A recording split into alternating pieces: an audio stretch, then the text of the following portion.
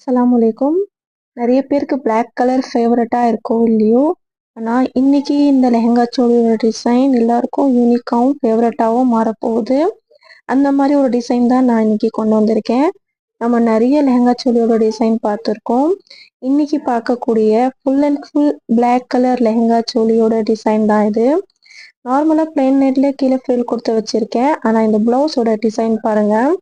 இதோட ஒர்க்கும் அருமையாக இருக்குது. அண்ட் இதுதான் நான் சொன்னேன். பேக் சைடு இருக்கிற இந்த டிசைன் பாருங்க.